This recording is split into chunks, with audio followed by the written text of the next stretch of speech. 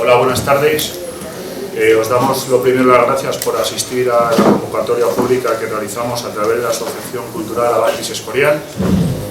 Es el tercer acto que realizamos con dicha asociación y todas de índole cultural, histórico y político en San Lorenzo del Escorial. Nos pusimos en contacto con nuestro buen amigo Álvaro Romero de SND Editores, dado que habían editado varios títulos y libros a nuestro juicio de obligada e imprescindible lectura. Le agradezco a Álvaro su generosidad para estar con nosotros y la organización y el haber traído a la totalidad de personas que comparten mesa en este acto. Lo que vamos a desarrollar, vamos a hacer la presentación de los libros, cada autor hablará en concreto del suyo y posteriormente realizamos un coloquio debate sobre lo que queramos hablar, con preguntas del público, con total libertad. Y aprovecho para indicaros, antes de dar la palabra a Eduardo, que el próximo acto que realizaremos será ya en el mes de diciembre, llegando ya a las Navidades, y realizaremos, como es tradición en nosotros, un acto cultural con un vino de Navidad para celebrar las fiestas. Y sin más, le doy la palabra a Eduardo para que desarrolle el acto a su gusto. Gracias. Pues muchas gracias, Hugo, y por supuesto gracias a Avantis Escorial, esa asociación cultural a la que tanto le debemos los patriotas. Y digo bien, si no hay algún patriota en la sala, yo le ruego que salga, porque se ha equivocado. Ya hay que situarse en esta situación, ¿no? O sea, aquí estamos patriotas que queremos recuperar. Luego nos hablará, yo espero que largo y tendido, Jaime Alonso, con el que yo tengo una relación muy entrañable, fraternal, de camarada, desde que yo llevaba pantalones cortos. Él ha acabado de ponerse los pantalones largos, porque es un pelín mayor que yo. Un pelín, muy poco, pero un pelín mayor que yo. Sobre la memoria histórica que hoy nos reúne aquí, porque de eso se trata. Las 4 obras que vamos a presentar, yo me voy a permitir usufructuar el título de una de ellas. Pues nada, aquí estamos para defender la memoria histórica, y lo tenemos que hacer como lo está haciendo SN Editores, sin claudicar en el combate intelectual, en el combate cultural. De eso, por ejemplo, la Fundación Nacional Francisco Franco nos está dando un ejemplo conmovedor a todos. Venimos de 43 años de acojonamiento de la España nacional, la derecha sociológica, si podemos así definirla, para que nadie se sienta ofendido. Yo prefiero hablar de la España nacional, que ha estado muy callada, muy acochinada, excepto honrosas excepciones, honrosas excepciones en las que, ya que no lo decís vosotros, lo diré yo, Jaime y yo somos 2 excepciones de esas, pero el resto, periodistas, intelectuales, la gente del común ha estado callada ante la ofensiva verdaderamente miserable de la izquierda giliprogre, la izquierda pseudo-revolucionaria y la derechita que pues, se ha dedicado a pasarle la mano por el lomo a la izquierda, aceptando las mentiras de consenso que conforman esa memoria histórica, que no es más que un botín de odio y rencor destapado por los nietos de los combatientes del Ejército Rojo, con la ayuda impagable de los hijos y los nietos de los combatientes del Ejército Nacional, porque hay que decirlo todo, con la ayuda y la colaboración impagable. Bien, los 4 libros que presentamos hoy, que presenta SN Editores, por cierto, como hay que suministrar recursos, las personas que compren los libros después tendrán un descuento, porque Álvaro Romero, el editor jefe de SND, pues tiene esa gentileza, y también aquellos que compren el libro, yo les conmino a hacerlo, el libro que va a presentar Jaime Alonso, que sepan que esos recursos económicos van a ir a la Fundación Nacional Francisco Franco, que anda muy necesitada, más que nunca hoy, ante el asedio que está sufriendo por parte de todos los medios de comunicación, de toda la clase política, incluido el PP, incluido el Partido Popular. Necesitamos fondos, necesitamos ayuda, con lo cual el libro que va a presentar Jaime, que es Tiempo de Amor y Odio, las personas que lo compren, que sepan que ese dinero va a ir a parar a la Fundación Nacional Francisco Franco para defender la memoria del general Franco, del generalísimo, y por supuesto su permanencia en el Valle de los Caídos. Bueno, vamos a comenzar con la novela de Diego Pardos, Las autonomuchas, que es una novela pues de título suficientemente elocuente. No creo que haya ninguno de los asistentes que sea partidario del sistema autonómico, y si lo hay espero que salga convencido de que ha estado en un error, como mínimo en un error, por no calificarlo de otro modo quizá más agresivo. Comenzaremos con la novela de Diego Pardos, Las autonomuchas. Yo he tenido el honor de prologar dos novelas que conozco muy bien de las cuatro que se presentan. La de Juan Ignacio Cortés Guardiola, pues nada, aquí estamos, que es una frase muy española y que sirve para, como digo en el prólogo que me pidió hacer Álvaro, que sirve para romper un espeso silencio, pues nada, aquí estamos. O para rebajar un momento de máximo heroísmo. Yo digo en el prólogo de pues nada, aquí estamos, que bueno, pues cuando Franco libera el Alcázar de Toledo, entonces coronel Moscardó le dice: sin novedad en el Alcázar, mi general. De la misma manera le podía haber dicho: pues nada, aquí estamos, mi general. Después del asedio. O sea, es una frase muy española, a mí me ha encantado el título. También he prologado la siguiente novela que presentaremos, que es la de Antonio Casado Mena. Es una novela sencillamente estremecedora. Es la crónica del mal absoluto. El último linchamiento. Es un episodio histórico, las dos son novelas históricas, es un episodio histórico acaecido en la Cartagena de la preguerra civil. Y, como digo también en el prólogo, es una novela que está llena de víctimas, pero no hay ningún inocente.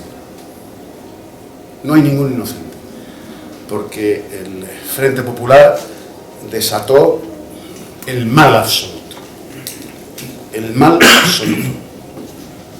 El mal con mayúsculas. Ese mal que hoy los padrinos de la memoria histórica tratan de negar y de ocultar, incluso de ridiculizar, elevando los hechos de la Guerra Civil Española y los fecundos 40 años de régimen del general Franco a unos niveles pues de satanismo que rozan el ridículo. Yo tuve la obligación moral, y así lo hice, de expulsar de la tertulia de Buenos Días España en la radio a un contertulio que me habían metido con calzador, un canalla de Podemos, que se permitió decir en antena que el régimen de Franco causó más muertos en los años de la posguerra que los que Pol Pot, comunista, causó en la Camboya de los Jemeres Rojos. Entonces, literalmente, pues a mí se me encendieron todas las alarmas y le dije, esto salió en antena, claro, luego se rebotó por todas las redes sociales y a mí me costó un disgusto muy serio, pero bueno, bienvenido sea. Le dije que le iba a pegar 2 tiros, como si era diciendo semejantes infundios, que abandonase el locutorio porque le pegaba 2 tiros. O sea, es un imbécil y un malvado digno del último linchamiento. El régimen de Franco causó tantos muertos o más como de los Jemeres Rojos en Camboya, encabezado por Pol Pot. Y luego, mi camarada, mi entrañable y fraterno camarada presentará la novela de Lídice Pepper, Tiempo de amor y odio. Esto correrá a cargo de Jaime Alonso y, por supuesto, yo le pediré que nos haga un resumen de la lucha encomiable que está llevando a cabo. Él es, junto con el general Chicharro, el presidente de la Fundación Nacional Francisco Franco. Él es el portavoz, está aquí en calidad de portavoz de la Fundación Nacional Francisco Franco, y es el abogado que está llevando jurídica para impedir que el generalísimo Franco, su tumba sea profanada en el Valle de los Caídos. Toda esa batalla legal,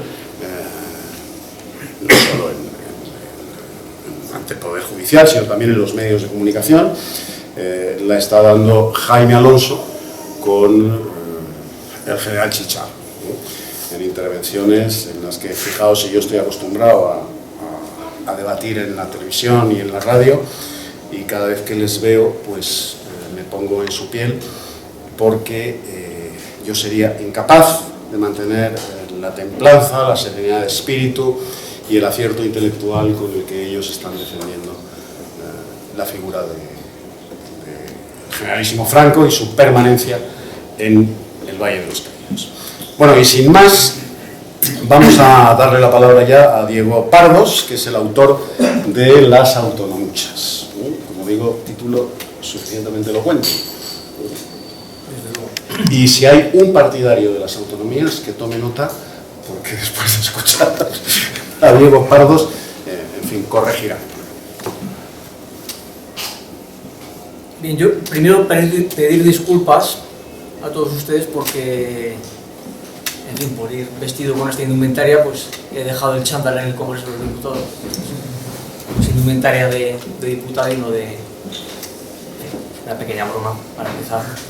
Quería dar las gracias al editor Álvaro, de nuevo, por haber editado el libro. Gracias a mi mujer, que es la que me hace un poco de secretaria, porque yo no tengo ni WhatsApp ni tengo cosas de estas. Soy un anacrónico y un antiguo. A mi hija Irene, que me hizo el dibujito aquí de la caricatura mía, que me dejó más guapo de lo que estoy. He venido desde Madrid con mi prima Mari Carmen y mi primo Antonio. Muchas gracias a ellos también por la compañía.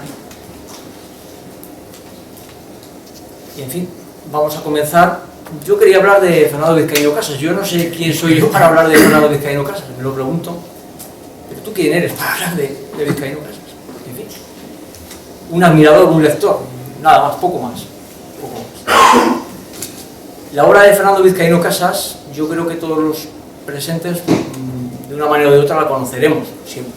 Algún libro habremos leído, o han leído ustedes seguramente de él. Fernando Vizcaíno Casas murió hace 15 años, dejó escritas un montón de obras, no sé cuántas, 40 obras, no sé, 30, 35, 40, 50, un montón. Él comenzó escribiendo teatro, él era muy aficionado también a los espectáculos. Él venía de Valencia, de su Valencia natal, donde dejó a sus padres, donde dejó la fábrica de paraguas Vizcaíno, con gran disgusto. Diego, como tenemos el tiempo tasado y no podemos estar más de 10 minutos por autor, pues es verdad, yo te rogaría que pasaras directamente a las autonomuchas, bueno, porque las autonosuyas lo hemos leído todos y, en fin, y además vimos la película. Entonces vamos a tu obra directamente, que evidentemente por el título es fácil de decir que se te ocurre leyendo a Vizcaíno Casas, claro. Te voy a hacer caso, lo que pasa es que era mucho más interesante, es mucho más interesante hablar de Fernando Vizcaíno Casas que no de mi libro. Le conocemos todos, es como hablar de Cervantes. Pero bueno, entonces ahora sí que me da doble vergüenza hablar de mi libro, porque vamos, yo ya... Pues tú estás aquí para hablar de tu libro. Vamos a ver, bueno, pues ya... Como Paco Umbral. Usted ha venido aquí a hablar de su libro. Vamos a hablar de mi libro. Vamos a ver. Mi libro surge pues de esta admiración mía por Vizcaíno Casas. Es un entretenimiento, un verano, pues el verano concretamente de 2016. Estoy yo en mi pueblo, yo soy de Zaragoza, soy de un pueblecito que se llama Used. Y, en fin, pues me pongo a escribir alguna cosita, me pongo a leer. Estuve leyendo libros de Fernando Vizcaíno Casas, ya leídos anteriormente, pero como son tan divertidos, sobre todo estuve leyendo las novelas de humor, las autoras suyas, De camisa vieja, chaqueta nueva, Hijos de papá, etc. Que tuvieron un grandísimo éxito pues, en los años 70, 80. La boda del señor cura. En fin, pues en ese, digamos, en ese panorama, en un pequeño jardincito que tengo, tomando un café, tomando un vino, leyendo a Vizcaíno, bueno, pues me vino esa inspiración un poco copiada, un poco simpática, de hacer una continuación de las autoras suyas. Digo, voy a hacer una continuación de las autoras suyas. No me salió, pero era un poco la idea primigenia. Claro, eché a andar, en esos 3 meses de verano y tal, pues empecé y ya se me fue desviando un poquito el tema, el argumento y tal, pero bueno, con un poco con mi estilo, con algunas cositas personales mías, pues logré hacer una novela breve, ya verán ustedes que son 100 páginas apenas, y en fin, la terminé. Y aquí está. Y aquí está publicada, por fin, tiempo después de haberla escrito. Entonces, esta novela, pues verdaderamente, ya más que una novela, que sí que es una novela de humor. Hay que decir que es una novela de humor. Tiene un poco de mala leche en alguna cosa, pero es una novela de humor. Como decía don Fernando, está escrita con ánimos jocandi. Aquí hay unos juristas que me imagino que esos conceptos los manejarán mejor que yo. El ánimos jocandi es el ánimo, la intención de divertir, no de herir con el humor. Yo he querido también impregnar esta novela con ese ánimo de divertir, con ese buen talante. Te voy a tener que enseñar la tarjeta roja, ¿eh?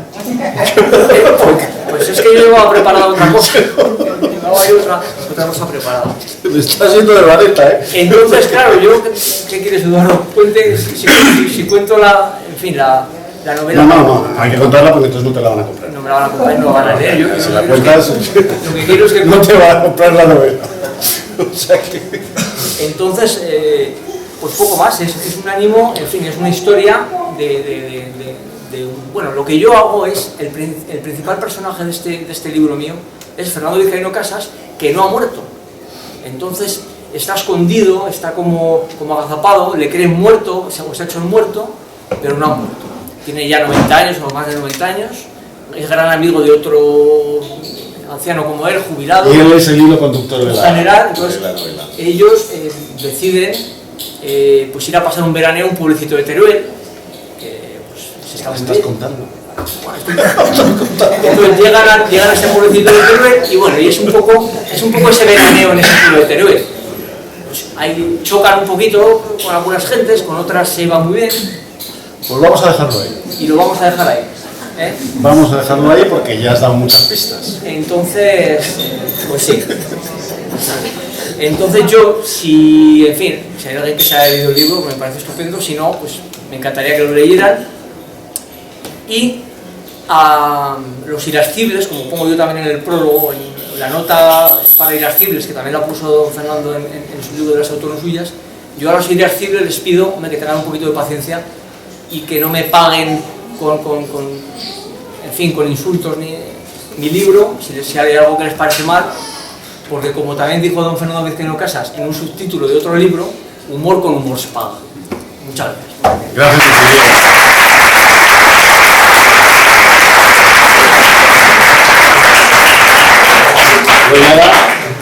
Juan Ignacio Cortés Guardiola nos habla del libro al que yo le robaba el título para presentar el acto de hoy. Pues nada, aquí estamos. Magnífico. No solo el prólogo, el libro entero. Juan Ignacio.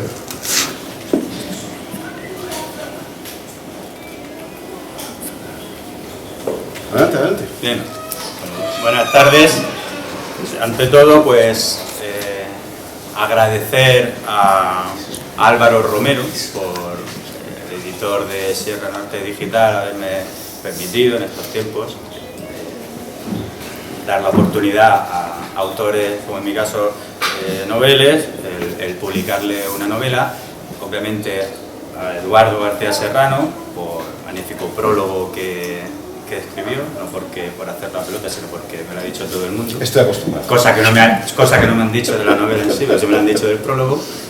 Y luego, pues a todos los asistentes, muy especialmente, pues como todos los que estamos aquí, al escribir cualquier cosa, una novela, en mi caso, implica restarle mucho tiempo a muchas cosas, tanto personales como sobre todo familiares. De ahí que, pues, a esa familia, no quiero circunscribirla a nadie, en mi caso a mi mujer, porque sí que es verdad que se le resta mucho tiempo a todo, como se hace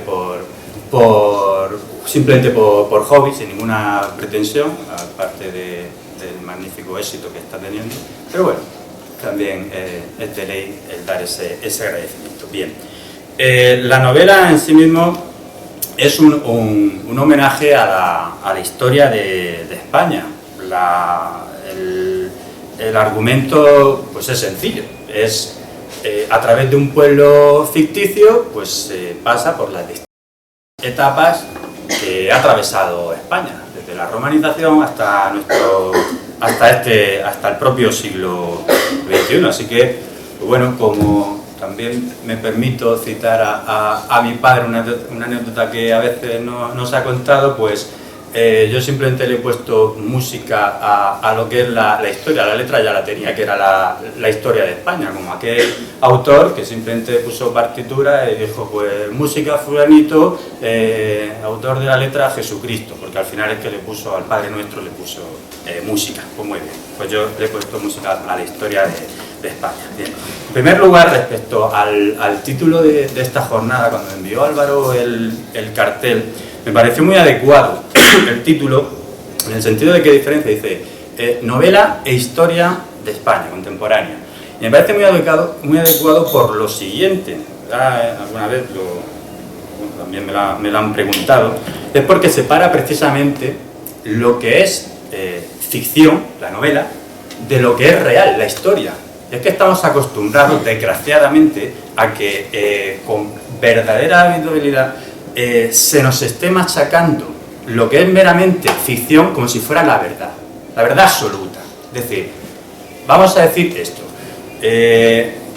simplemente, supongo, yo no veo cine español, pero haces muy bien. Pero me gusta tu buen gusto. Pero como me obligan a pagarlo con mis impuestos, aunque yo no quiera, pues bien, todos sabemos cuando se filma, se proyecta alguna película sobre, vamos a decirlo, vamos a ser aquí en esta mesa expresos, por ejemplo sobre la guerra civil, sabemos ese mecanismo, unos son los buenos, siempre son los buenos, y otros son los malos. ¿Quién? Bien, aquí todos los que estamos, supongo no, estoy seguro que tenemos nuestro filtro y sabemos diferenciar, pero la gente, al final, lo que compra es lo que le vende pues, en las televisiones, en las series, en los cines, etc. Y saben de una realidad que me permito decir que es falsa. El mito ese de la democracia, de la Segunda República, ese compendio de democracia, de derechos, bien, y que vino... Es Arcadia feliz. Sí, claro, es Arcadia feliz, que vinieron los militares a destrozar sus... Eran muy malos. Bien, bueno, pues por eso digo que me pareció bien, y cuando leí ese cartel que mandó Álvaro, a mí me llegó una frase de un poeta del siglo XIX, Ramón de Campoamor, que decía, no me creo la historia antigua al ver cómo se cuenta la historia moderna. Y al mismo tiempo, pues, precisamente como epígrafe del libro, yo escogí una frase de Alfonso XII que dice: inútil venganza es esa, porque nadie borra con la pluma lo que llega a grabar en sus eternas tablas la historia. ¿Qué es esa frase? Esa frase está sacada de un escrito que dirigió al general carlista Ramón Cabrera, cuando éste le reconoció a Alfonso XII, al hilo precisamente de la guerra carlista, lo reconoció como monarca. Claro, en cuanto lo reconoció como monarca, el pretendiente don Carlos automáticamente lo desposeyó de sus títulos y de los honores que había ganado en el campo de batalla. De ahí que Alfonso XII le dijo: usted, la traducción de la frase, le podrán quitar todo eso, pero usted lo que ha ganado, lo ha ganado y está ahí. Y esa es la historia.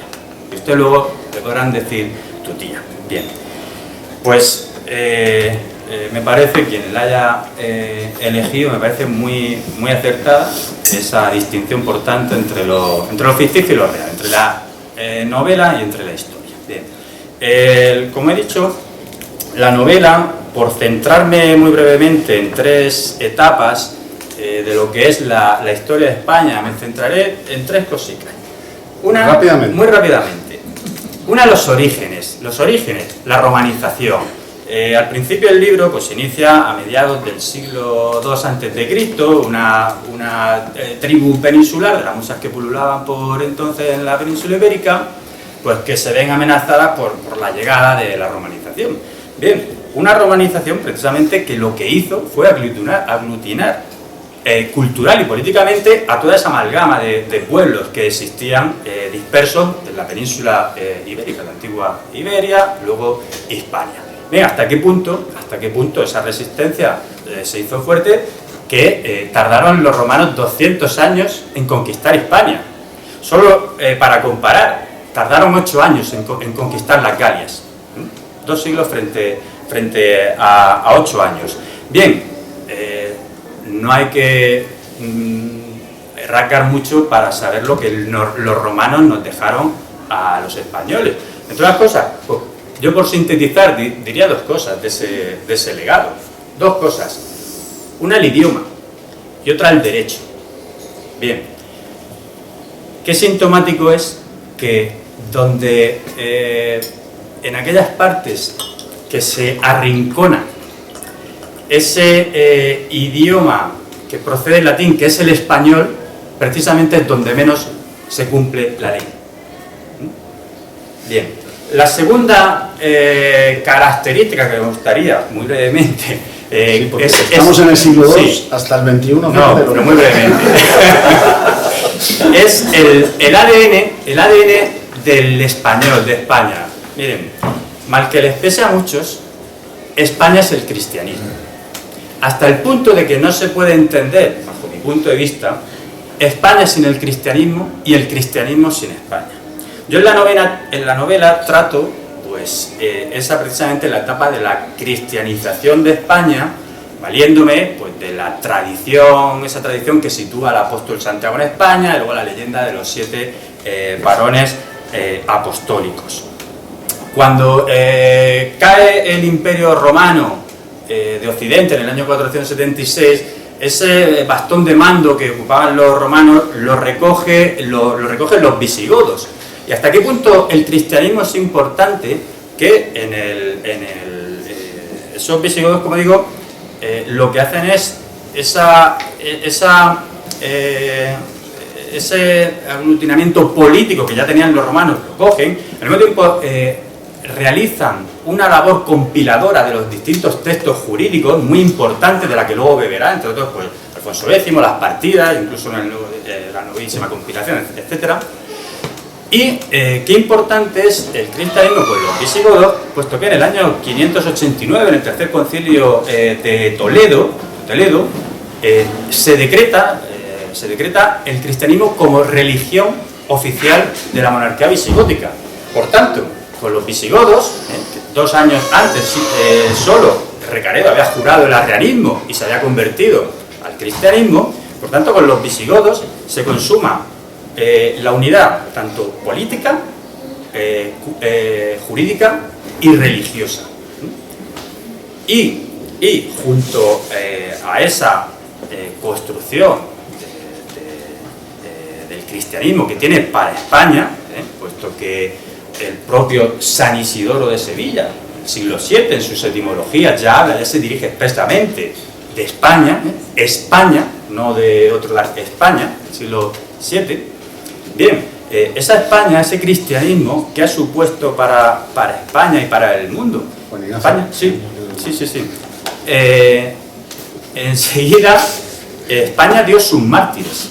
En el año 259, en el siglo III, dio sus mártires. El protomártir, el obispo de Tarragona, Fructuoso, los diáconos Augurio y Eulogio.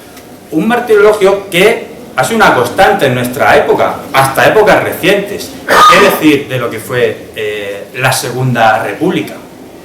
Que 28 días después de proclamarse ya estaba quemando iglesias y conventos por media España. ¿Qué decir de esa guerra civil que supuso una persecución religiosa que no se da desde tiempos de Diocleciano en todo lo que fue el territorio dominado por el terror rojo? Por último, y ya muy brevemente de verdad, como tercera característica que he querido expresar en el libro es esa característica que va intrínseca a lo español, que es la libertad. En dos episodios me refiero a ella, en lo que fue la Reconquista.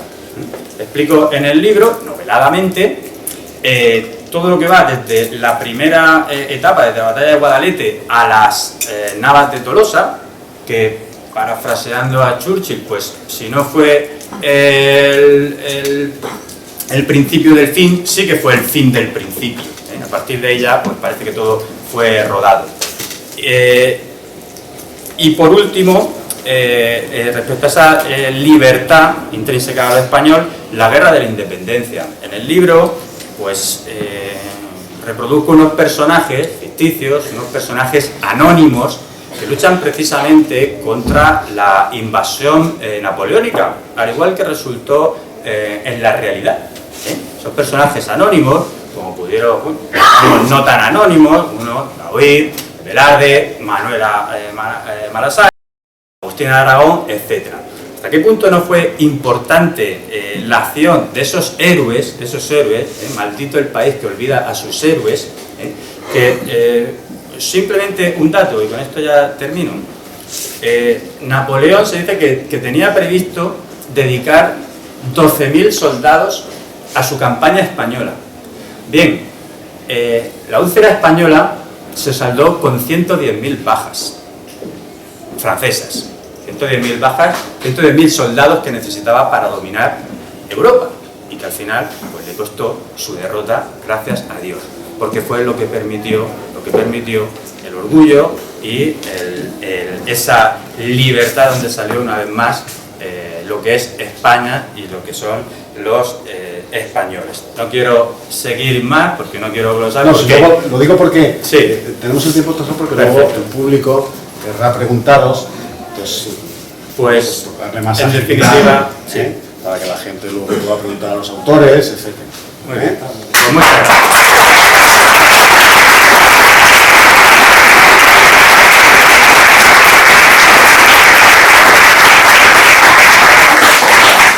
Bueno, ya es el turno de Antonio Casadomena, su novela también prologada por mí, El último linchamiento. Ya os comentaba al principio del acto que esta novela es novela histórica que parte de un hecho absolutamente real que se produjo en Cartagena y que es sencillamente estremecedor. Pero ese hecho que se produce en Cartagena desgraciadamente no es un hecho singular de Cartagena, se produjo en toda España durante toda la Segunda República y por supuesto de una manera especialmente cruel cuando el Frente Popular gana las elecciones, perdóname el eufemismo, da el pucherazo de febrero de 1936 y se alza con el poder.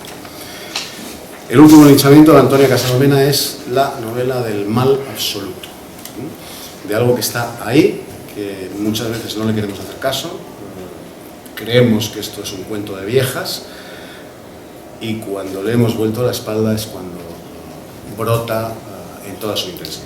Antonio. Encantado, sí. Con permiso de la mesa me gustaría explicar en qué consiste la novela de pie, que así un poquito más ágil. Digo, muy buenas tardes.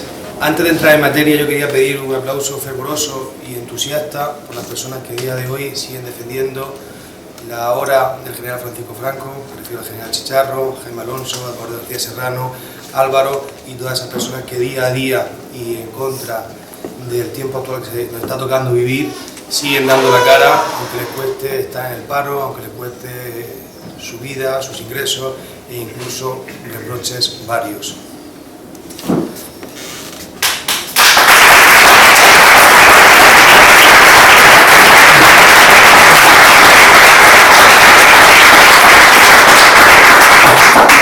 Me voy a ajustar al tiempo, a 10 minutos me he puesto el cronómetro para no fallar.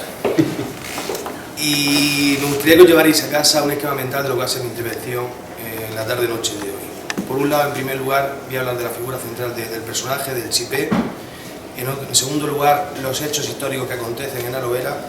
Y en tercer lugar, una pequeña reflexión que coincide con el epílogo y también con el prólogo de Eduardo García Serrano, que se titula El hombre y el mal. ¿Quién era el Chipé? Primera parte. Bueno, el Chipé era un gitano mala sangre, un chuloputa, un proseneta del barrio del Molinete. Sus idas y entradas a prisión son constantes durante el primer tercio del siglo XX, pero hay un hecho que lo diferencia de cualquier otro delincuente, común de los que pueden llevar en el despacho, de los que pueden llevar otros abogados, de los que había antes y siempre habrá, ¿no? A esta persona en julio del 36, las masas se lanzan a la calle. El 19 de julio en Cartagena la situación no está decantada.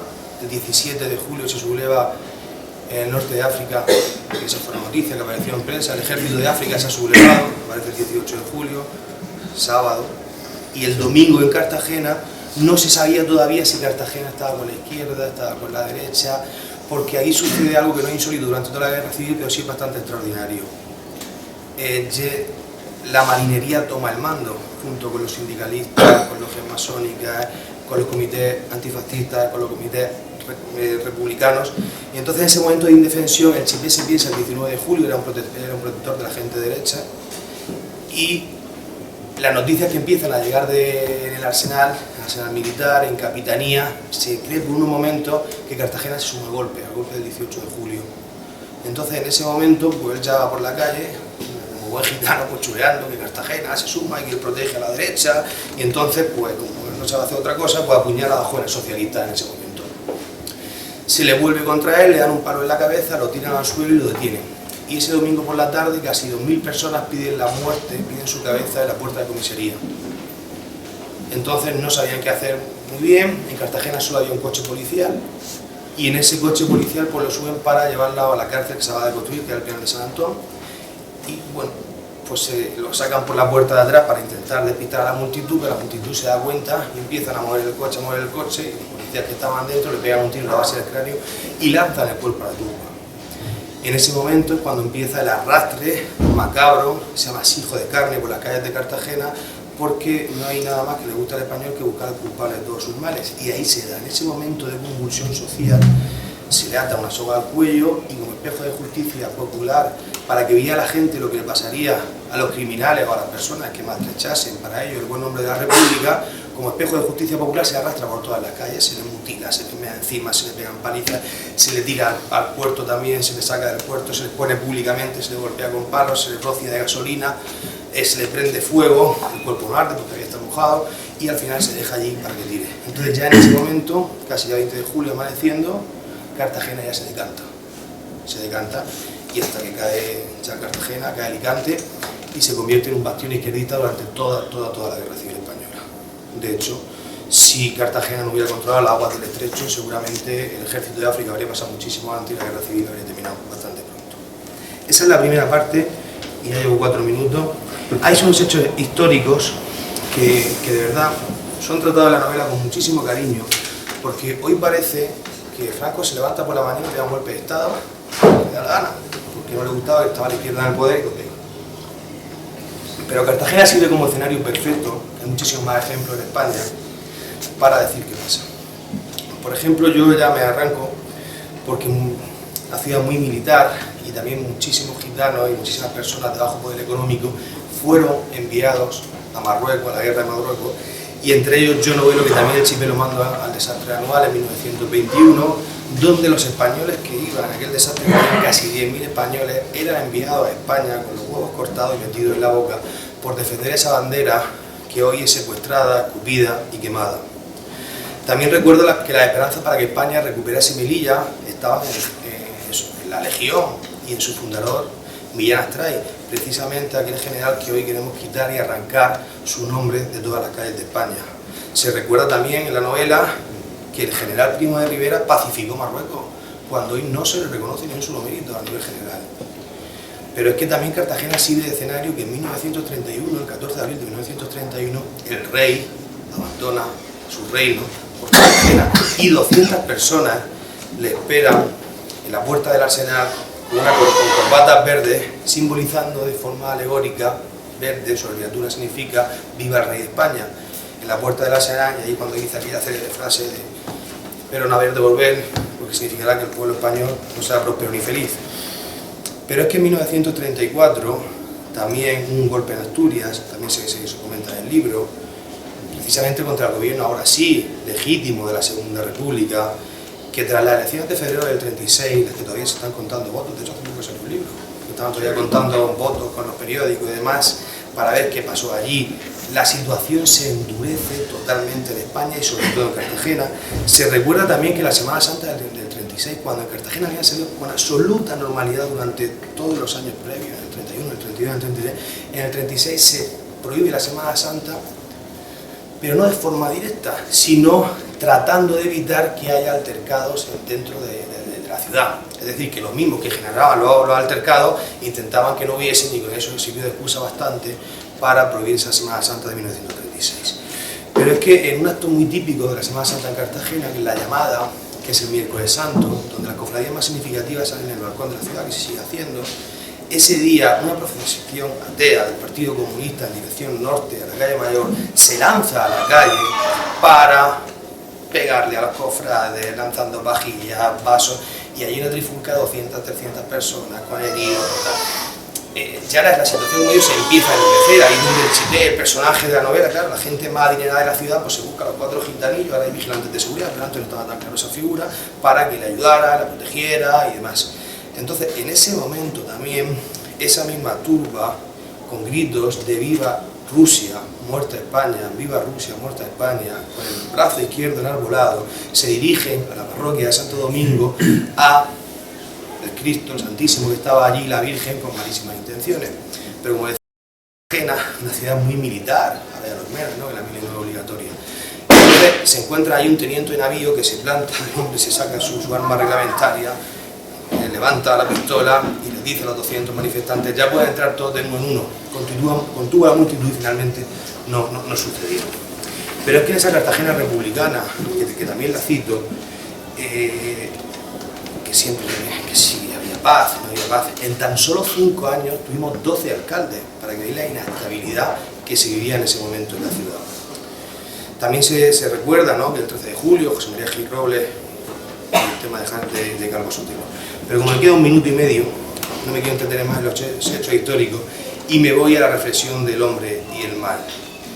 Yo que en el epílogo me siguen surgiendo las mismas preguntas que ya me planteé cuando escribí la novela. Digo, ¿existen excusas suficientes para cometer tales actos de salvajismo? ¿Se circunscriben estos hechos a un pasado que damos por superado? Y en su mutilación, ¿seríamos capaces de participar hoy día? Y en su quema, y en un arrastre macabro por las calles de una ciudad, ¿se podría consentir, no se podría consentir? ¿Qué pasaría en Europa? ¿Qué haría España? Y digo que no quiero preguntar qué pasaría en el resto del mundo. Hemos visto aquí en el año 2011 un país bañado por la costa mediterránea, igual que donde está Cartagena, que es Libia, Gaddafi, un hombre querido por Occidente, de golpe se convierte en enemigo de Occidente, con pretextos absurdos de la democracia duradera y que Libia tenía que tener. Fíjese cómo está Libia, y también si hay una significación masiva, al hombre se le empieza a arrastrar y se le pone públicamente en hechos muy sucedidos. Pero en Cartagena no es la primera vez que vivía algo así. Ya en 1808, don Francisco de Borja y Pollo, máxima autoridad de la Marina, es decir, almirante, es acusado de afrancesado y seguidor de Godoy, y por eso simplemente también otro amasijo de carne se le arrastra por las calles, de tal forma que yo concluyo en el libro diciendo que el odio del hombre es atemporal y que el Chipé fue al que mataron y no sabemos quién será el siguiente. Nada más y muchas gracias.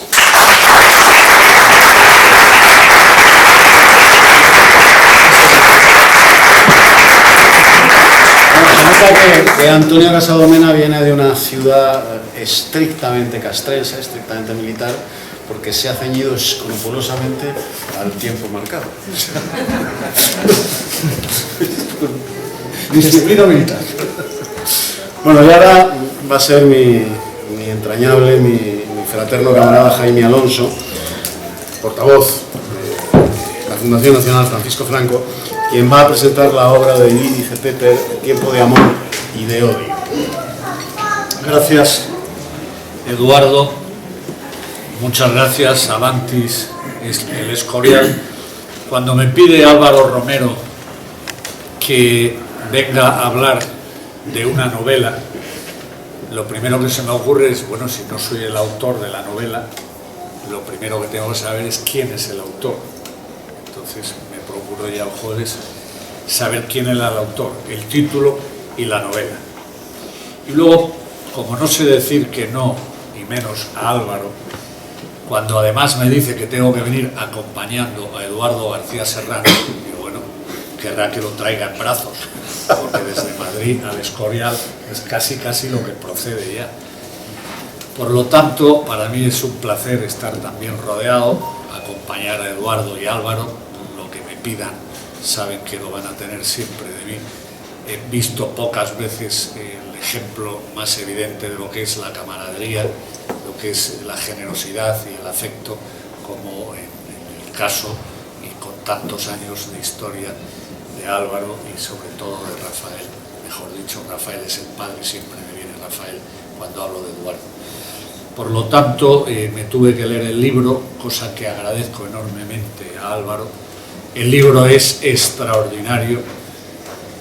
Curioso que una novelista de Venezuela escriba también en español, domine todos los giros de nuestro idioma con tanta soltura. Además, al tratarse de una novela histórica, sorprende que cite y ciña los distintos personajes históricos que aparecen, que os aseguro que no son menos de 100, en los distintos contextos en los que ellos se producen. Y aunque no soy un experto historiador, os puedo asegurar que solo tiene un gazapo, que hay que decírselo a la autora, que es cuando señala a Ramiro de Maeztu como asesinado en Paracuellos del Jara. No sé qué página es, pero volvería a ella. Todo lo demás es la estricta verdad. Es una novela preciosa. Comienza un poco lenta, porque yo cuando leo una novela siempre pienso, esa novela se puede o no llevar al cine. Y una novela que te engancha, una novela cuyo relato te va conmoviendo, que te gusta, que te parece más o menos interesante, pero que no pierdes el hilo conductor de la misma, es en definitiva una novela que puedes llevar al cine. Por lo cual, os digo, para mí esta es una magnífica novela que un día me gustaría ver en una película, ver en el cine y verla reflejada, porque ese reflejo del amor y el odio es el reflejo de la propia existencia del ser humano. Desde que naces, yo creo que hay una impronta, no porque lo haya dicho la escuela de Carrara, del bien y del mal en nuestra alma, sino porque es un principio teológico evidente. Nos ha liberado y nos ha salvado el que Jesucristo, los que creemos en Dios, se entrega por nosotros. Pero aún así tenemos el estigma del mal y al ser libres, determinadamente libres, podemos no solo salvarnos o condenarnos, sino actuar con esa libertad, bien o mal. Estas historias son 7 personajes, a cual más interesante, pero fundamentalmente hay 2 parejas realmente notables por lo que significa el amor en ellos. Como prende, está el amor instintivo, el amor carnal, el amor pasional, el amor a simple vista, pero ese amor luego tiene que irse adaptando a la otra persona. Las circunstancias de la guerra civil es un amor, imaginaros, del año 30 hasta el 36. Acaba con la liberación del Alcázar de Toledo.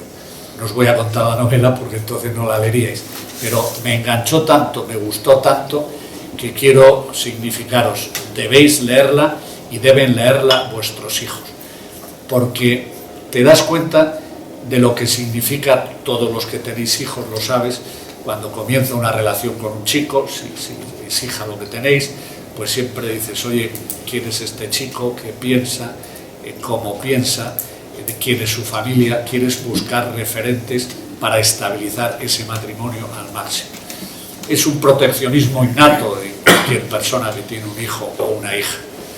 Pues aquí es exactamente igual, solo que lo ejerce su hermano, porque desde jóvenes no tienen padres y entonces ese afán protector y mira y cuidado Elena y no me gusta ese chico, pero ¿por qué? Pero si es tan guapo, sí, pero la belleza no lo es todo, pero me parece que no vas a misa ya y tú antes ibas a misa. O sea, es sencillamente tremendo ese enlace. Y luego, por otra parte, ya viene el amor del destino.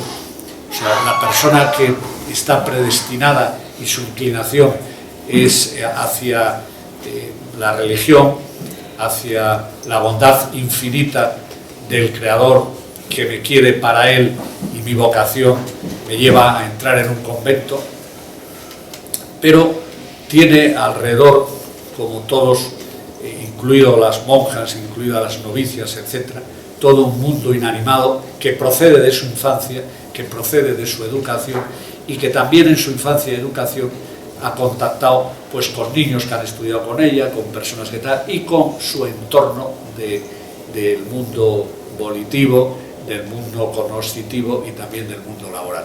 Por lo tanto, se encuentra con que la que le salva en la vida y también en el amor viene a ser el que menos ibais a sospechar que iba a terminar con ella, y ella declarándole amor eterno en una novela preciosa, en el Alcázar de Toledo, al final, donde se refugian los dos, la novicia y el herrero, Joaquín y Violeta, y verdaderamente acaba tan bonito y tan bien que a mí me gustaría que mañana, y se lo voy a proponer, lo empezara a leer mi hija, que ya con 16 años creo que vale la pena que sepa lo que es la vida, lo que es la tragedia humana que se produce en el primer noviazgo, en el noviazgo de Elena y Joaquín, que ya advertía Pedro a su hermana de que eso podía acabar mal. Desde luego nadie se puede imaginar que iba a acabar tan mal como acabó. Por lo tanto, agradezco muchísimo haber podido leer esta novela, os la recomiendo vivamente. Pensar que cuando comencéis hasta la página 40 os puede costar, o 50 un poco, porque son las charlas de salón para hablar de la época, de las circunstancias, dos modistillas, 3 señores que pasaban por ahí, los típicos pesados que te vienen a casa a las 7 de la tarde porque no tienen otra cosa que hacer y que todos los aguantáis. Pero si sois capaces de soportar las 40 50 primeras páginas, el resto os va a enganchar, y creo que en 48 horas la vais a poder leer sin ninguna dificultad. Y además de agradeceros que leáis la novela, deciros que, dada el exceso de mi amigo Eduardo, no solo en el tiempo, sino en los elogios hacia mi persona, restar esa importancia. Al fin y al cabo no he hecho otra cosa en mi vida que creer y defender lo que creo, por lo tanto no me cuesta absolutamente nada. Lo que sí es cierto es que en mi ejercicio profesional, largos años, no soy el director, aunque dé la cara y aunque coordine a todos los defensores de la no exhumación de Franco. Es un mérito que me ha otorgado, pero que yo os lo devuelvo encantado. En la familia le está defendiendo magníficamente Luis Felipe Utrera Molina, y a la Fundación Nacional Francisco Franco Santiago Milán del Bosch. Hay otra serie de catedráticos también colaborando, ayudando y trabajando con los benedictinos, etcétera, y todos esos sí coordinados por el que hoy es portavoz de la Fundación, pero que con independencia de mi profesión de abogado y de ser portavoz y de tener que dar la cara, porque sencillamente, ¿cómo voy a decir que no voy a la sexta cuando mi padre dejó todo para ir a defender a la patria y se jugó la vida y le hirieron 3 veces? Cada uno tiene a su familia, tiene a sus herederos, tiene más que herederos a sus antepasados que le han señalado el camino. Por lo tanto, no estamos haciendo nada. Creo que nuestra generación, para que no sea perdida, y para que los nietos de mis padres, o sea, mis hijos, puedan recuperar la patria, tenemos nosotros que hacer mucho más de lo que hemos hecho en estos 40 años por defender la historia, por defender a Franco y los pensamientos vivificadores de José Antonio Primo de Rivera y de esa revolución que fue pendiente, que sigue pendiente, porque los vaivenes de la historia, el zigzag de los péndulos del reloj, nos pueden llevar a un extremo o al otro. Así que tengamos voluntad, tengamos fe y confianza en nuestros principios y aprestémonos al combate como lo hicieron nuestros padres. Muchas gracias.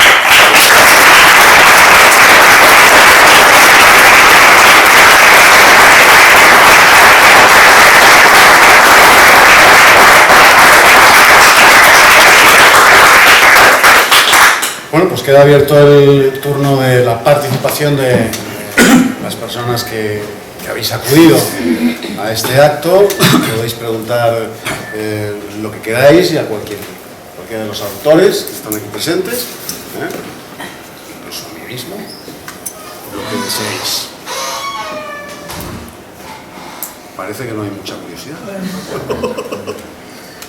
Perdón, antes de la pregunta quería daros las gracias a todos por lo de hoy y no por lo de hoy, o sea, por vuestro esfuerzo constante, vosotros, otras personas, esto, la editorial y todo lo que se está haciendo, os puede parecer que no se nota, que no es nada, pero la gente lo va a recibir y se va familiarizando, gracias. Y yo lo he visto, bueno, pues con alguno de Cortés, el otro que estoy empezando, ¿El último linchamiento? no, este otro, el tiempo de amor, exactamente, que se les puede ir dando a muchas personas de un espectro amplio de edad y de distintas, digamos, trabajos, porque lo entienden muy bien, son libros de fácil comprensión, que se leen muy bien y poco a poco pues las personas, deciros eso, es más que pregunta, es animar que de verdad las personas lo van recibiendo, más de lo que os podáis imaginar. Os prometo que no es de la editorial. Es que he hecho la prueba de dejarme alguna vez un libro de estos olvidado en un sitio, en una cafetería, y ir a buscarlo a los 2 días. Y el camarero decirme, oye, es que lo estoy leyendo y me está encantando. Ah, pues cómpreselo. Pues bueno, que lo sepa. Tienes un director comercial magnífico. Es verdad. No. Bueno, ¿nadie se anima? No estamos ante un tribunal ni siquiera de la Juan Carlos I, O sea que podéis hacer todo tipo de preguntas que vamos a regalar el máster, Venga, ¿se anima alguien o pregunto yo? ¿Pregunto yo? Pues nada, a los autores, a ver, que no quiero equivocarme, creo que todos es vuestra primera novela. ¿Cuáles son vuestras sensaciones? Y al presentador Eduardo y a Jaime Alonso. A Eduardo, te vemos todos los días en televisión. ¿Cuál ha sido tu momento más difícil con un personaje de estos que tenemos enfrente, ¿vale? ¿Y cuál ha sido el momento que te has sentido, joder, me levanto y me voy y fastidio toda mi etapa profesional? Y a Jaime, que nos expliques un poco hasta donde se pueda explicar cómo está el tema de la exhumación y todo esto, que todos queremos saber un poquito, ¿vale? Pues si empezáis de izquierda a derecha los autores y luego Eduardo y Jaime, y si no preguntáis nadie, pues lo damos por cerrado. O a ninguno. Pues yo respecto a la novela, yo creo que el sentir de cualquiera que se pone a escribir es un hobby que se tiene. Antes lo hablaba pues, con un familiar de los que estamos aquí, pues es como al que le gusta pintar o al que le gusta el bricolaje. nadie pinta pensando que le van a exponer su cuadro al lado de Las Meninas en el Museo del Prado. Lo hace en primer lugar pues porque es un hobby, es una necesidad, oye, y bueno, y sí que es verdad, el que pinta pues le gusta luego que le digan, oye, pues qué Cristo más bonito has pintado, eso. Pero bueno, sin ninguna pretensión y verdaderamente pues que haya editoriales pues que se presten a promocionar pues, a estos autores, como he dicho antes, noveles, y sobre todo también por la temática, porque estoy seguro que la oportunidad que nos ha brindado la editorial Sierra Norte Digital, pues estoy seguro que si mi novela la presento a ciertas editoriales, es que pues solo hoy en día, que es muy fácil, viendo mi nombre, buceando por internet y viendo ciertos artículos que a lo mejor he podido escribir, entre otros, en el Correo de Madrid, pues automáticamente esta novela pues estaría en la basura. Al mismo tiempo que si mis columnas, o las de cualquiera de los que estamos aquí, fueran publicitadas todos los días en el diario de preescolar o en La Sexta, o si yo fuera un autor que saliera todos los días, pues automáticamente estaría en todas las librerías de España. Entonces, en ese sentido sí que nuevamente agradecer pues la labor de Álvaro, de su editorial, pues de no tener miedo, porque es una época muy difícil la que estamos viviendo, y es una época que ha llegado ya, a mí me pilla un poco, como veis soy jovencísimo, pero es verdad que hemos estado 40 años, bueno, pues no quiero... no vaya a ser, por educación, tal, ha llegado un momento de dar un golpe en la mesa y de no callarnos, es decir, basta ya porque nos están comiendo. Y si tiramos de la historia, porque estamos hablando de libros de historia, si tiramos de historia, vemos que es el momento de o damos el golpe o, pues como dijo en su momento Gil Robles, nos tocará decir que media España no se resigna a morir. Y cuando digamos eso, quizás sea demasiado tarde. Por eso agradezco la labor de Álvaro, su editorial, y de todos los que están aquí, en especial también, pues todos los presentadores. Dios. Muy bien, yo como mi libro es de humor, lo he dicho ya varias veces, lo vuelvo a decir, es de humor. Bueno, pues una pequeña anécdota con un amigo, los primeros ejemplares que llevé al pueblo y tal, y me dice un amigo, digo, se lo voy a decir al editor, se me ha olvidado. Dice, lo que me gusta de este libro es el tacto, me decía, estaba así. Y digo, hombre, esto seguro que no me lo dice nadie. Entonces, bueno, pues mi experiencia con este primer libro también, a lo mejor es el último, pero no me importa nada. Si es el primero, si es el segundo, si es el último, no me importa nada. Estoy muy contento. Es una sensación que tengo agridulce, es un poquito agridulce. Un poco agria porque yo creo que Fernando Vizcaíno Casas se merecía un homenaje un poquito más trabajado, un poquito más extenso al que le he dado yo a mi novela. Me he ido dando cuenta con el tiempo, quizá el editor no va a estar nada de acuerdo, me va a matar nuevamente, pero la podía haber hecho un poquito mejor. En fin, estoy un poco insatisfecho en ese sentido.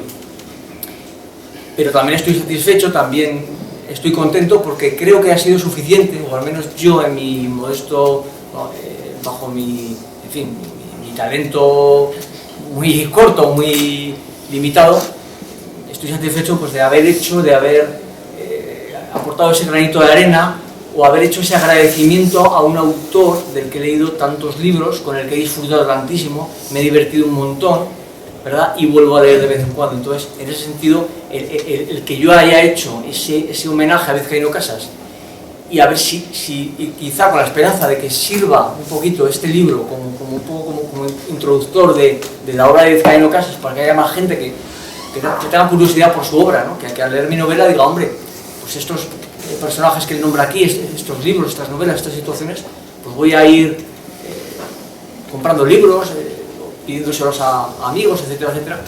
Me encantaría que por lo menos Fernando Vizcaíno Casas, al menos esa gotita o ese grano de arena que yo le puedo hacer como homenaje, que ojalá fuera más extenso y ojalá sea más extenso en el sentido de que pueda haber otras personas, otras editoriales o medios de comunicación que que pueda potenciar su obra. Lo mismo que ya aprovecho que está aquí Eduardo, para que hagan lo mismo con la obra de su padre, que en una ocasión un amigo mío, en fin, ya fallecido, me dijo una cosa que podría ser exageración, pero que me llamó la atención, siempre se me ha quedado grabado, que su padre era el mejor escritor en lengua española después de Cervantes y Quevedo. Eso No es exageración. Eso No es una exageración. me lo dijo muy en serio cuando yo era muy jovencito y yo Es una afirmación absolutamente científica. tenía yo la edad de mi hija, me lo dijo, se me quedó en la cabeza, ¿no? También su padre. Absolutamente científica. Antonio. Así es, muchas gracias. Muchas gracias a ti.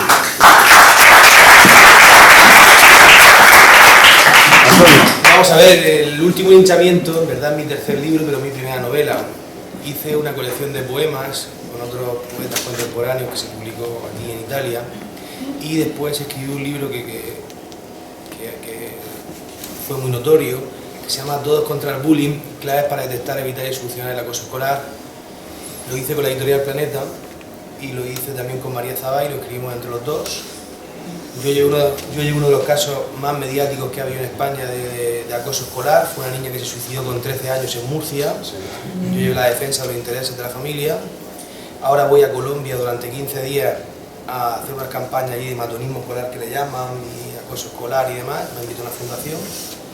Y esta novela la tenía hecha desde el año 2010-2011, pero no había conseguido que viera la luz.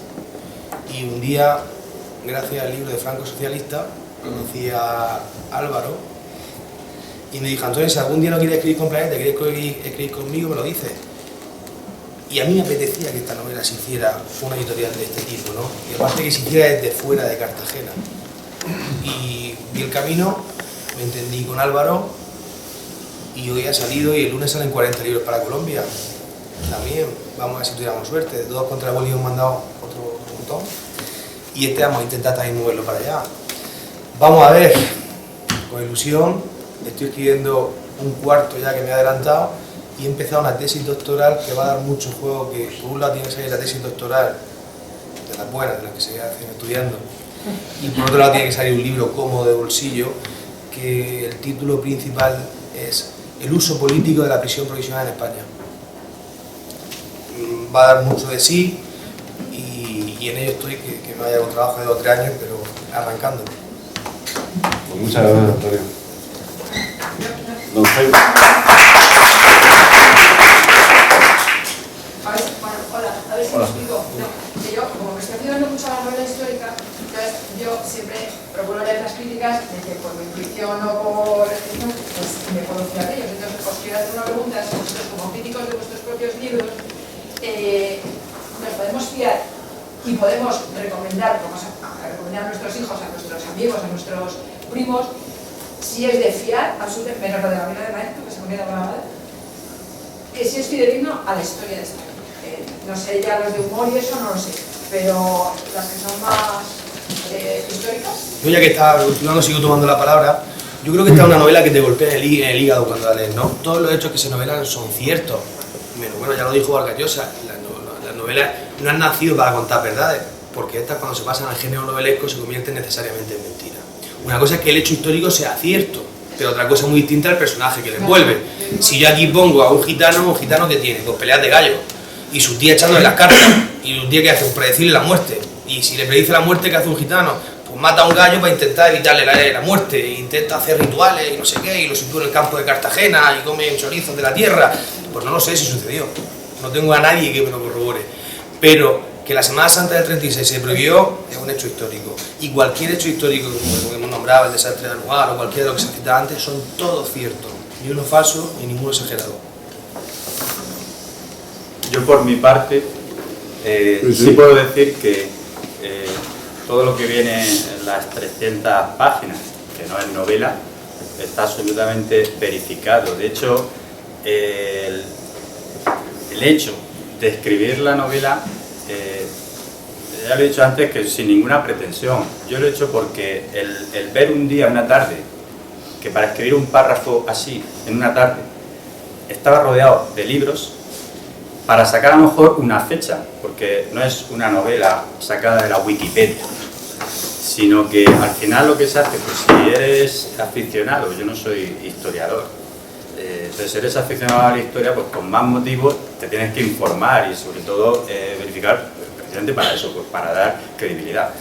Ya digo, separando obviamente la trama novelesca de lo que es la verdad. Entonces, sí que estos libros, imagino que pues, todos los que estén aquí, todos los autores, al final es poner sobre la mesa un valor que es el del esfuerzo, ese valor del esfuerzo que últimamente se intenta tirar por la borda. No vale, ahora todo tiene que ser inmediato. Ahora vemos un partido de fútbol y continuamente te están machacando con las apuestas deportivas, gana ya, ves la televisión y es todo ya, pues, perdón por la palabra, pero lleno de fulanas, lleno tal. ¿Por qué? Porque no vende una persona pues como Eduardo, como Jaime, que te digan un discurso coherente sobre ciertos temas. Es decir, hay que ver estos tíos cómo hablan, ya me gustaría a mí la mitad, ¿no? Eso no vende. ¿Qué vende? Vende lo otro. Entonces, sí que es poner sobre la mesa el valor del esfuerzo, el educar a nuestros hijos de que las cosas no se consiguen en 3 días, se consiguen a partir del esfuerzo de toda una vida, y que hay que aprender de que en la vida pues no todo se va a conseguir al instante. Hay que saber porque esa es la vida, de que las cosas no pueden salir, hay que saber levantarse y seguir. Pues si esta novela no tiene el éxito que pretendía, pues ya estoy en manos de la segunda novela, como me ha encargado Álvaro. En fin, sobre todo eso, para quien quieras, sí que, en mi caso, no hablo ya por los demás, sí que está todo minuciosamente, en eso sí que lo puedo asegurar. En mi caso, la novela, al no ser una novela histórica, al no ser un libro de historia, claro, la pregunta es un poquito más difícil, pero bueno, verdaderamente el humor de Vizcaíno Casas en sus novelas, en general en toda su obra, pero en las novelas estas de humor, él hacía lo mismo, también era libros que él llamaba de historia ficción, en donde pues montaba una historia totalmente ficticia, divertida y tal, para entretenerse, pero ahí metía su punto de vista, lo que él pensaba sobre la sociedad, sobre el arte, sobre las costumbres, sobre la política, sobre muchos aspectos, de un modo irónico, con sentido del humor.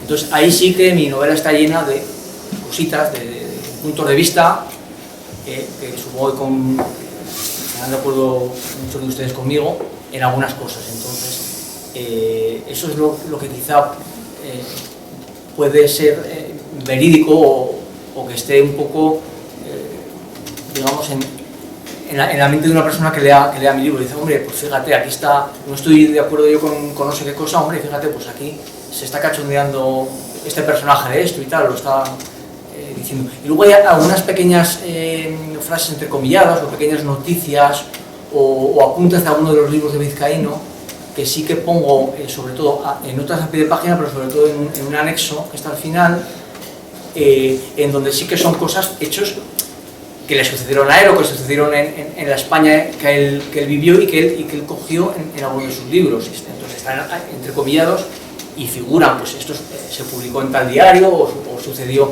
en no sé qué municipio de Cantabria, porque en fin, quería ir Vizcaíno Casas allí a no sé qué, y hubo no sé qué señora que le llamó facha y le llamó... Eso, por ejemplo, es cierto, o sea, sucedió de verdad, pero en general mi novela no es, en fin, no es una novela de historia ni es un libro de historia. La pregunta que ha hecho la dama es muy interesante. Los italianos lo resumen con un aforismo muy certero. Si non è vero è ben trovato. Si no es verdad está bien contado. La novela, ¿qué es la novela? La novela la inventa Don Miguel de Cervantes, que es el primer novelista de la historia. El género novelístico lo inventa Miguel de Cervantes con El Quijote. Hasta entonces no se había escrito novela jamás. ¿Puede alguien decir que El Quijote es un personaje de ficción? No lo es. No lo es, sencillamente porque no hay personajes de ficción. El novelista proyecta, partiendo de un escenario concreto de novela historia, si hablamos de novela histórica, proyecta sobre los personajes que él crea, o personajes que han existido realmente, proyecta la bondad del ser humano, la villanía del ser humano, todas las virtudes y todos los defectos del ser humano. El amor, el odio, la mezquindad, la generosidad, la hidalguía. El Quijote dicen que no existió, que es un personaje de ficción. Bueno, pues yo os diré que sí existió el Quijote. Cuando la flota de Juan de Austria avistó en Lepanto a la flota turca, el soldado Miguel de Cervantes, el alférez Miguel de Cervantes, tiritaba de frío, de fiebre, de un ataque de paludismo en su litera de la galera marquesa, que es a bordo de la que iba. Cuando empieza el combate, el alférez Miguel de Cervantes abandona, con 40 y tantos grados de fiebre, abandona su litera, sube a cubierta y se pone al mando de los 19 arcabuceros que estaban bajo su mando. Combate como un león, recibe varios disparos, pierde una mano y evidentemente aún no había escrito el Quijote. Pero el Quijote estaba a bordo de la galera marquesa, porque el Quijote es la conducta de Miguel de Cervantes, de Juan de Austria y de todos los españoles que combatieron en Lepanto. El espíritu del Quijote. Ese espíritu es algo real, es algo cierto, es algo palpable. Quien lo encarne en la novela es lo de menos. Lo cierto, el hecho cierto es el de ese espíritu. Y ese espíritu estaba en el corazón de Cervantes, en el corazón de Juan de Austria y en el corazón de todos los infantes de marina y de todos los marinos que combatieron en Lepanto y derrotaron a la flota turca, en la que hasta aquel momento fue la segunda victoria naval más importante de la civilización occidental frente a Oriente. La primera fue la de Salamina, la segunda la de Lepanto y la tercera la batalla de Midway en la Segunda Guerra Mundial, que es cuando Occidente en esas tres ocasiones le para los pies a Oriente.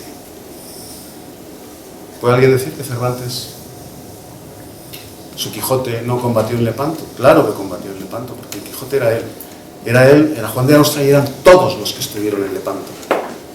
El novelista relata los sentimientos y si le falta un personaje o lo quiere crear, lo crea y lo viste con esos valores preexistentes al personaje que sale de su pluma.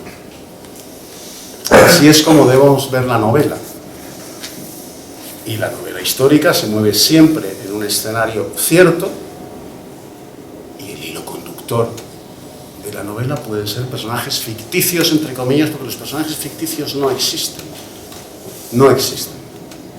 En tanto en cuanto el escritor, en este caso el novelista, crea a partir de una realidad que es el ser humano. Y el ser humano es cierto.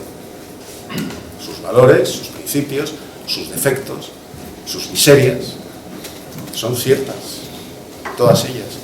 Y con eso se construye un personaje. El problema de hablar después de Eduardo es que hay que decir amén.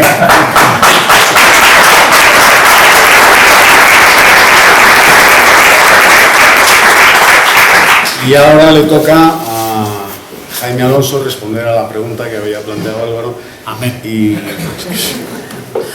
la de Álvaro, ahora le contesto la de Álvaro, pero aunque no tengo nada que ver con la novela, sorprende lo de la chica esta, Lidice Piper. En un momento determinado del libro y aprovechando el evento que conmueve a toda España, que es el año 33, la muerte de Sánchez Mejías, y que escribe García Lorca, y ella señala lo que significó para Lorca, lo que significó, además era monárquico, en esa época republicana, y era un torero, aparte de todo y del carisma que tenía, la personalidad, etcétera, no había abdicado de nada, en un principio era el prototipo del español de la época. Y conmovía a la izquierda, a la derecha, al centro, a los que se decían de izquierdas, en definitiva. Señala de una manera increíble, a mí me sorprende sobremanera, y dije, bueno, ¿y esta señora cómo ha estudiado, dónde ha estudiado y cómo ha analizado tan profundamente un hecho de esas características para novelarlo también y darle todos los contornos y perfiles de todo el arco que entonces dirían, o hoy dirán los pedantes, constitucional, pero que entonces sería todo el arco social? Y habla excepcionalmente de lo que todos hemos leído, la muerte de las coplas, a la muerte de Lorca, pero donde a mí verdaderamente me conmueve es cuando habla de que Picasso se pone, que era también admirador, amigo personalidad, a pintar el cuadro, y que hoy sepamos todos que el Guernica obviamente no es el Guernica, porque el Guernica es la propaganda que se hace a partir del año 38, 39, etcétera, y dijeron, bueno, vamos a aprovechar el bombardeo, y en vez de llamarle al cuadro a la muerte de Sánchez Mejías o la muerte de un torero, o como estaba significado en distintos lugares donde ya se había expuesto el cuadro, pero ella habla de la génesis del cuadro, del toro, del estoque, de la madre llorando la muerte de su hijo, del tumulto que se produce en toda España,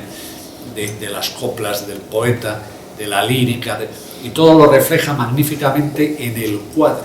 Y ya significa ella entonces que ese cuadro es a la muerte de Sánchez Mejías. Entonces, no sé si ella, la primera editorial que se publica, en qué año fue, me gustaría saberlo, pero desde luego probablemente ella ya entonces conocía la génesis perfecta, sin mentir, sin falsear de la historia, etcétera, del cuadro de Picasso que hoy conocen todos los vulgos como el Guernica. Pues ella lo refleja fantásticamente en el libro, pero además con una pluma excepcional. Y en lo que dice, me pregunta, pero antes quiero significar, probablemente, no sé si nuestra generación será una generación perdida o no. Lo que sí tengo claro es que hemos estado ausentes 40 años o 42 del combate de las ideas, por distintas razones que merece la pena otra conferencia o un análisis más profundo, y que aquí no ha lugar a que me saquen tarjeta ni siquiera amarilla, porque esto requiere rigor, exposición, explicación y un largo etcétera. Y por lo tanto, lo que quiero decir nada más es que su padre lo escribió, y a mí en una ocasión o dos se lo oí personalmente. Los que somos mayores tenemos esa suerte de haber conocido también a su padre, aunque viendo la exposición que hace aquí el hijo, desde luego no sé si Ramiro de Maeztu lo habría hecho mejor, no sé si Donoso Cortés, desde luego, definiría al Quijote hispano como lo acaba de definir perfectamente Eduardo García. Pero él decía siempre, mirad, los españoles es que hasta que no nos dan de las 10 últimas la novena, hasta que no nos toca la novena, no reaccionamos. Y a lo mejor es así, porque ahora empieza el pueblo español a reaccionar, cuando ya vemos que se va a España, que se nos pierde España, que se divide España, que se rompe España, que quieren romper no la Constitución, no el Estado, no, rompen la nación que tiene 2000 años de historia y que ha sido en el mundo y en el universo una patria universal de cultura, de hidalguía, de defensa de valores del hombre como eje del sistema, en definitiva del humanismo que ha hecho el progreso y la dignificación de la persona.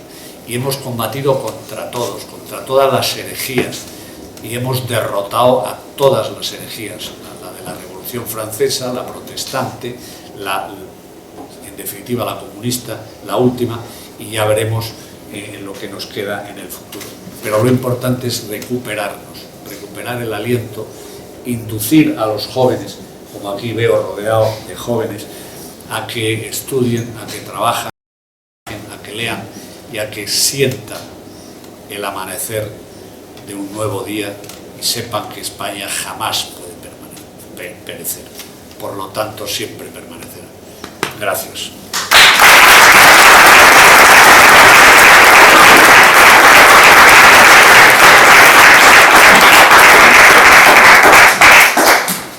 Bueno, pues si el editor jefe no tiene...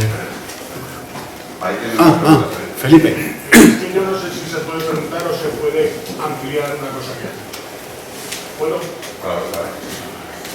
Estoy muy de acuerdo con lo que has dicho del Quijote, pero yo creo que el Quijote no es solo cualquier español en combate en un momento dado. Creo que cada español lleva dentro un Quijote y un Sancho. Somos Quijotes cuando lo damos todo por nuestro santo ideal, cuando vamos hasta la muerte, cuando tal. Pero otras veces no lo damos todo porque tenemos que dar a nuestros hijos, porque vemos las cosas de otra manera y entonces nos sale el Sancho, apoyamos el mal mayor, apoyamos cosas que no son realmente lo que creemos. Esa es nuestra parte de Sancho. Y la otra parte es el Quijote, cuando lo damos todo por nuestros santos ideales. Era ampliar un poco.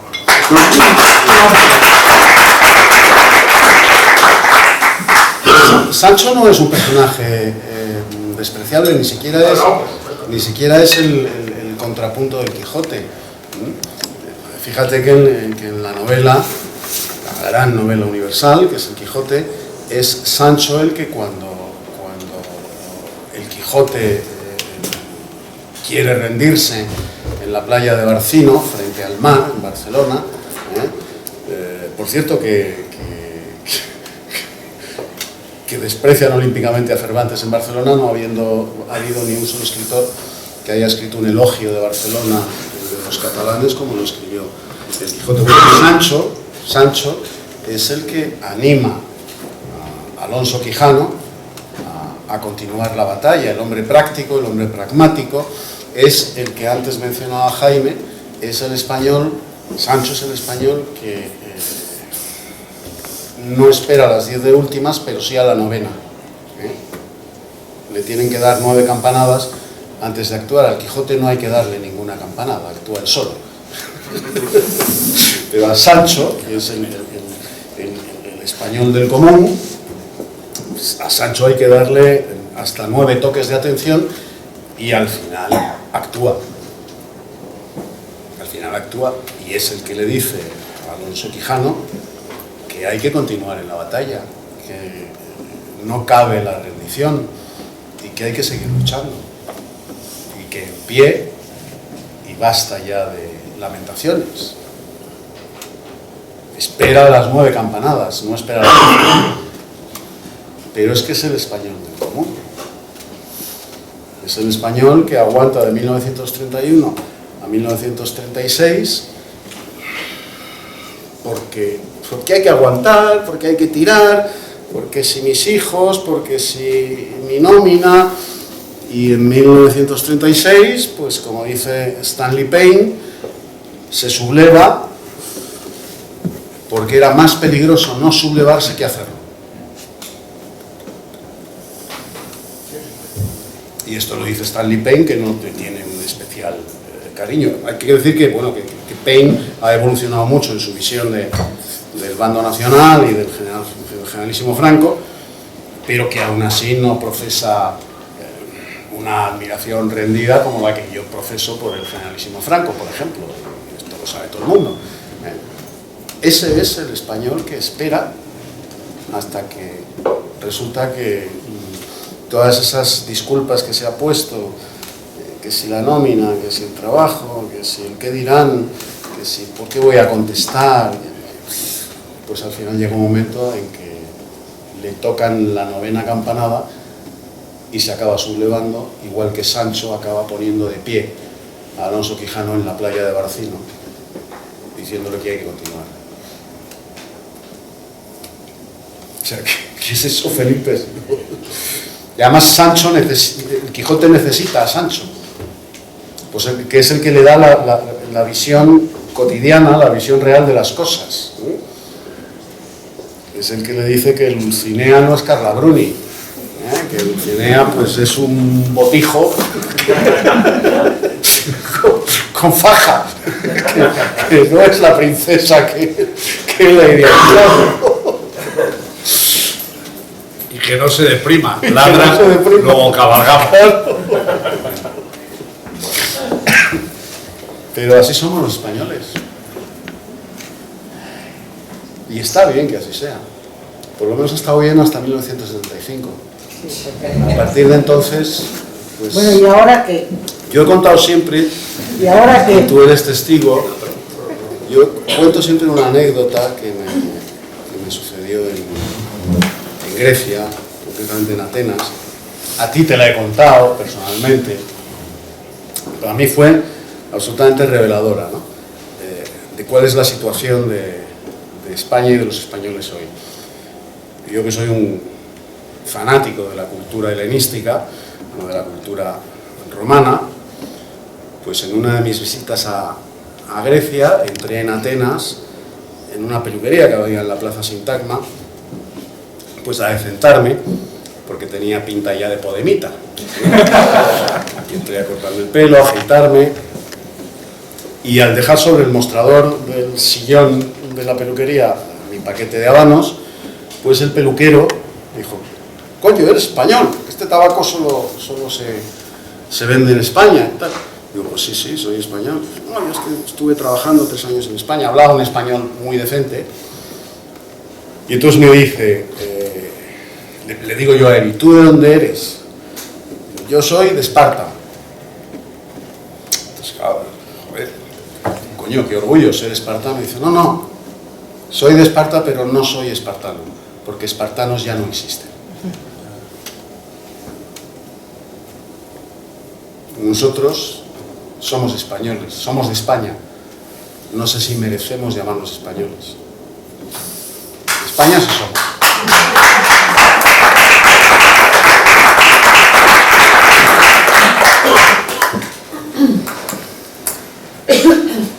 Está para donde ya queráis. Están preguntando allí, pero estamos para cerrar. Como ha dicho antes Álvaro, ¿nos podría usted adelantar un poquito, Jaime, cómo va el tema del Valle de los Caídos, la exhumación? Bien, va bien en el momento que sigue ahí. Irá mejor cuando tengamos la certeza que se ha ido Pedro Sánchez antes que Francisco Franco.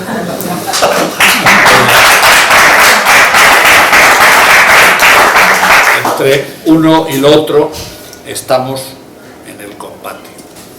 Y estamos en el combate porque porque nos hemos hecho respetar y porque los argumentos, tanto jurídicos, si en España existiera el Estado de Derecho, le garantizo a usted que la victoria era segura. Pero como tengo serias dudas de que estemos en un Estado de Derecho, le digo que el combate continúa. Si la Iglesia fuera salvífica y lo que el Creador quiso para ella y su redención estuviera en la liberación de las almas y en significar a los cuerpos y a las mentes, le diría, no hay ningún problema. Lo que tengo claro es que no sé lo que ocurrirá, pero que nosotros, los no sé cuántos, ni cómo, ni de qué manera, vamos a impedir que se profane la tumba de Francisco Franco. Siempre que no falle la familia, porque la traición solo puede venir de la familia o de la orden benedictina. Por lo tanto, la fundación... De la orden benedictina, estando Santiago Cantera ahí, o sea, ni vamos. Por eso. Entonces, Pero traición. yo creo que, como no va a ocurrir, el resto, lo que tenemos que hacer es apoyar, que es lo que hemos hecho desde la Fundación, a la familia. Lo que hemos hecho, no tenga usted duda, señora, que yo estoy con usted, que el padre Cantera y los benedictinos tienen un historial excepcional, precisamente los benedictinos, y en este caso, como conozco personalmente al padre Cantera, le digo que no tengo la más mínima duda. Yo aquí no he querido trasladar la más mínima duda, de hecho todo lo contrario. He empezado por la familia, porque si la familia no traiciona y los benedictinos no traicionan, no hay posibilidad alguna de que lo profanen. Como usted sabe, la última anécdota, intento, etcétera, pues fue pedir las llaves, pedir patrimonio, las llaves a la Basílica del Valle de los Caídos. Y bueno, la respuesta fue que no se les entregaba, cosa por otra parte lógica. Así que no es porque sea de natural optimista, es que sencillamente el gobierno se ha metido en un charco él solito. Primero, fijando como objetivo prioritario del mandato que el odio primara sobre cualquier otra consideración y por lo tanto el voluntarismo de la izquierda y del marxismo se impusiera ni más ni menos que en la profanación de una tumba de un jefe de Estado como Franco. No calcularon bien. En segundo lugar, Pedro Sánchez, con los másters que hace habitualmente, todavía me queda por ver si aprueba el máster de cabalgar un tigre, que es algo que todavía no he visto a nadie, sobre todo sin que el tigre se lo coma. Por lo tanto, yo estoy esperando, deseando, y creo que no tardará mucho en ver cómo el tigre que él ha creado se lo va a comer. Y ese tigre obviamente son los terroristas, que son socios suyos, son los separatistas que quieren destruir España, que son sus socios también, son los podemitas, o sea, demócratas bolivarianos, que quieren llevarnos al paraíso de Stalin y que sencillamente ya fueron derrotados en su día y que se aprestan a ser derrotados, espero que de manera pacífica y por las urnas y por una reacción coherente y consecuente del pueblo español. Mi opinión, ¿cuál es?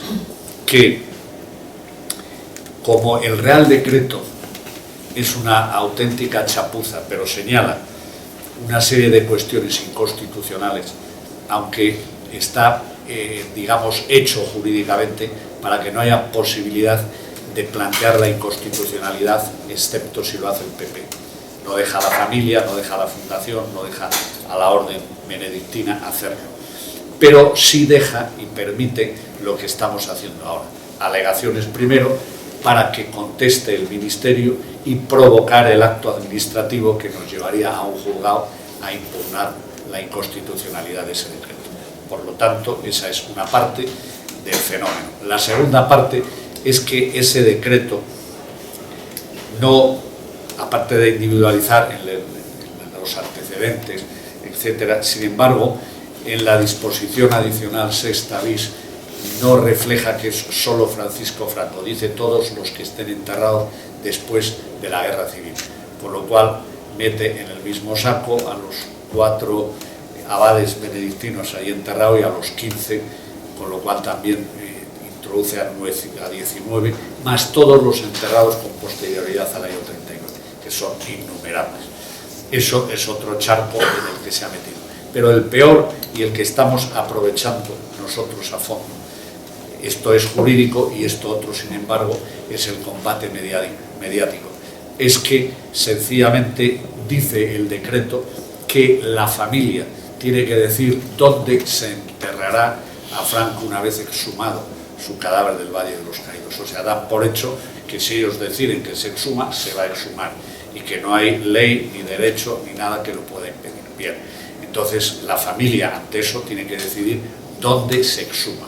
Y lo mismo que cuando hablo de los benedictinos y el padre Cantera, nadie tome esto como que estoy diciendo que la familia acepta la exhumación y que quiere llevarlo a... No, sencillamente, antes de que el Consejo de Ministros decida, porque el Real Decreto así lo señala, que en caso de que la familia no diga el lugar donde quiere ser enterrado, será el Consejo de Ministros. Bien, por lo tanto, la familia dice no, el Consejo de Ministros no va a decidir dónde está o estará enterrado mi abuelo, lo decidirá la familia y le decimos dónde, ya que nos piden que digamos dónde, lo decimos, la Almudena, la Catedral de Madrid, donde tenemos un nicho y está ahí enterrada nuestra madre, podría trasladarse allí porque les quedan 2 nichos más, a su abuela, la mujer de nuestro caudillo Francisco Franco y a Francisco Franco. Con lo cual, tienen ustedes en la Plaza de Oriente la manifestación más multitudinaria, eso no lo dicen ellos, lo dije yo,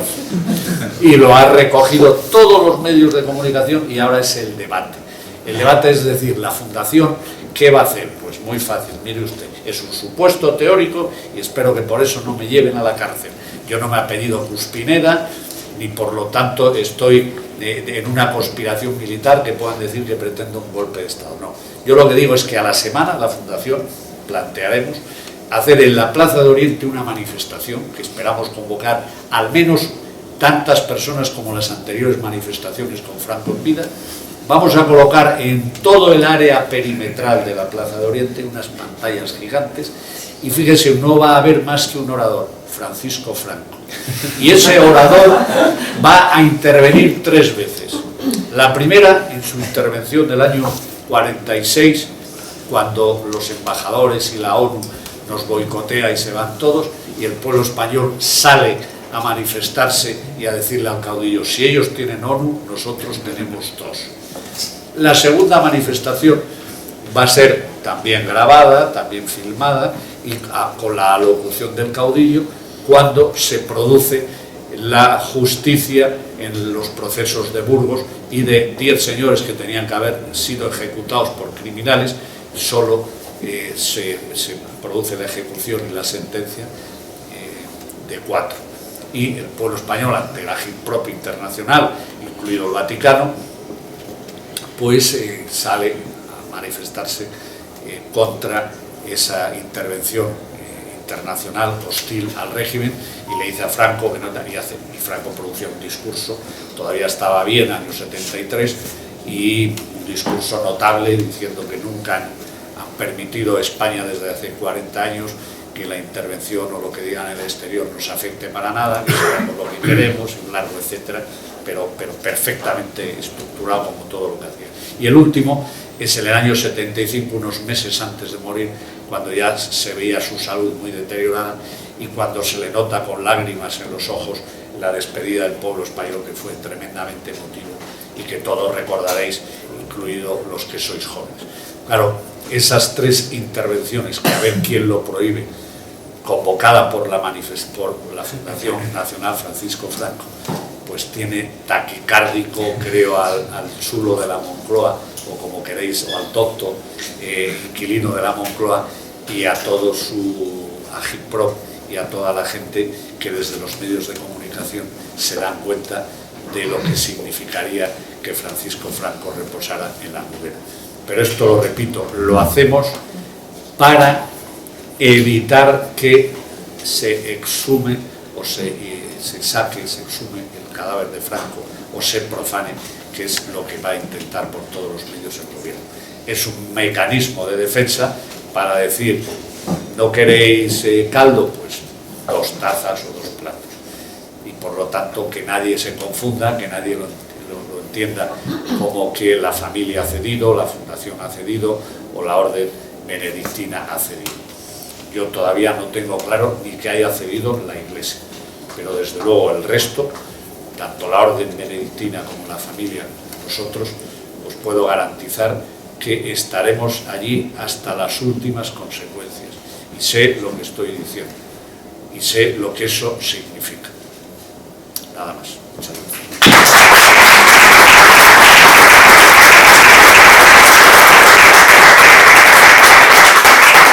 Pues muchas gracias, queridos.